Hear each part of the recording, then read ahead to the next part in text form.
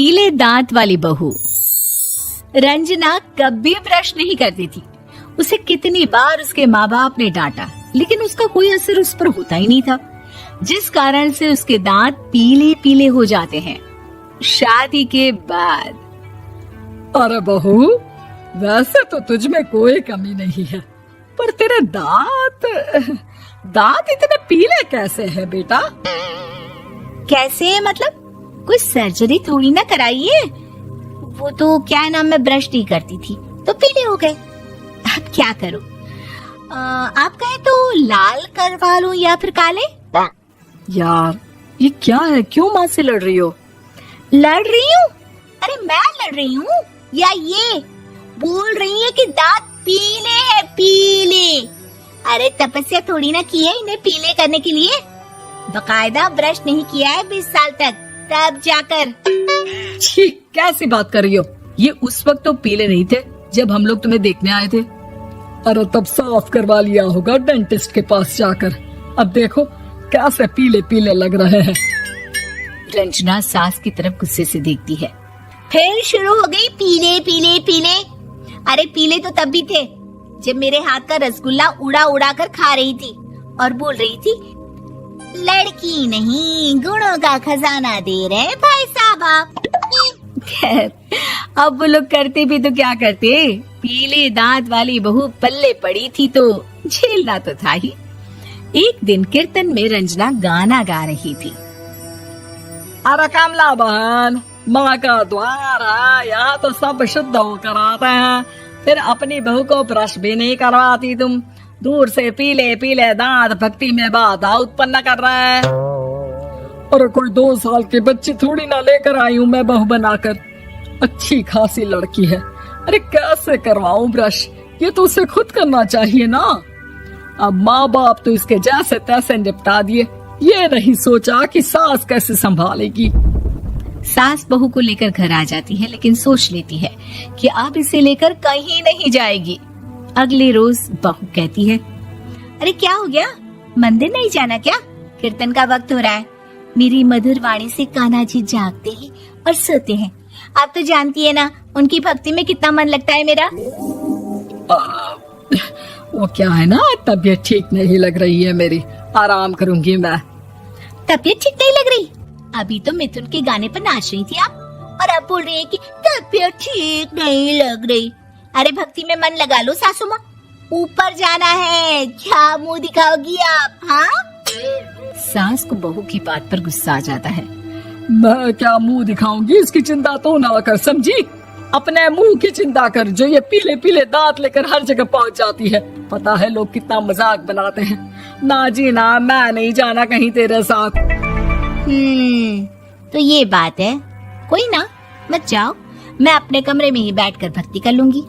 ऊपर वाला दांत थोड़ी ना देखता है, मन देखता है, भावना देखता है। और अरे बस बस, तू सब कुछ दिखा, बस ये सफेद चमकदार दांत ना दिखाना किसी को, है? जा यहाँ से। बहू को सास की बात का कोई फर्क नहीं पड़ता, वो तो जैसी थी वैसी ही रह जाती है। सुबह नहाकर किचन में खाना बनाना, फिर खाना खाना, कीर्तन भजन करना और सो जाना। एक दिन, माँ जी मैं सहेली के घर जा रही हूँ, शाम को लेट आऊंगी। हाँ, तो जाना, मैंने कौन सा तेरी आरती करनी है घर पर बैठकर। रंजना सहेली के घर जाती है, जहाँ वो पार्टी में जाने की तैयारी कर रही होती है। अरे शिखा, कहाँ जाने की तैयारी कर रही है? मैं गलत वक्त पर आ गई क्या? अरे नहीं यार, उल्टा सही वक्त पर आई है। मैंने ये साड़ी और ज्वेलरी निकाली है यार, शाम को इनके ऑफिस की एक पार्टी में जाना है। बताना कैसा लग रहा है ये सब? नहीं यार, इस ड्रेस के साथ तो वो वाली ज्वेलरी अच्छी लगेगी। हाँ, सही बोल रही है, मैंने ध्यान ही नहीं दिया। वैसे तो हमेशा से मस्त फैशन सेंस रखती है। तो बड़ा जाती होगी ना पति के साथ पार्टी में।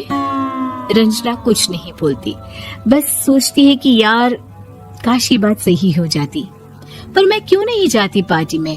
क्या इन लोगों की कोई पार्टी होती नहीं होगी? रंजना घर आती है और रात में पति से सवाल करती है, एक बात बताइए, आप मुझे किसी पार्टी में क्यों नहीं ले जाते?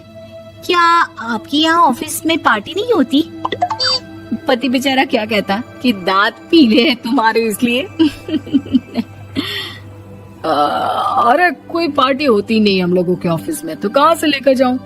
और मार्केट, मॉल, कहीं वीकेंड घूमना, कहीं तो।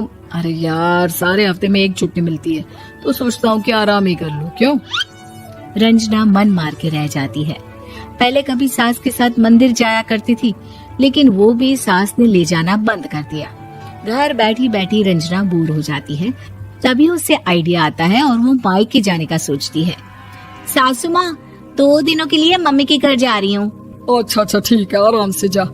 और हाँ, माँ से कुछ अच्छी आदत सीख कर आना कि कैसे शरीर के हर भाग की तरह दांतों की सफाई भी जरूरी होती है, समझी?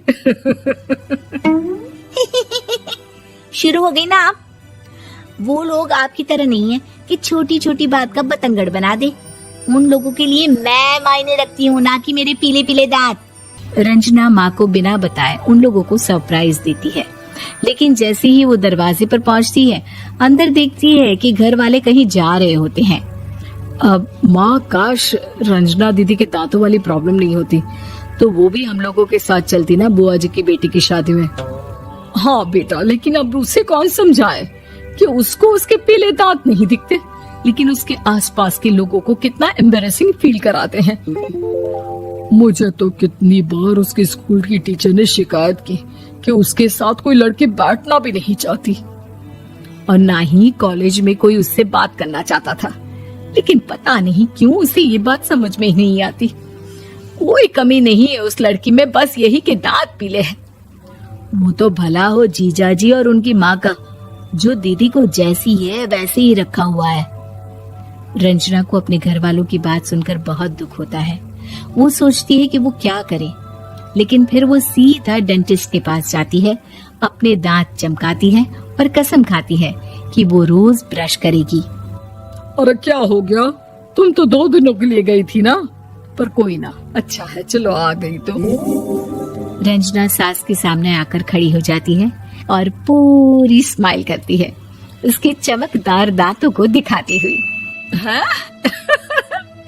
चले मंदिर? माँ, मुझे माफ कर दीजिए, मैंने आप लोगों को बहुत एम्बैरेसिंग फील करवाया।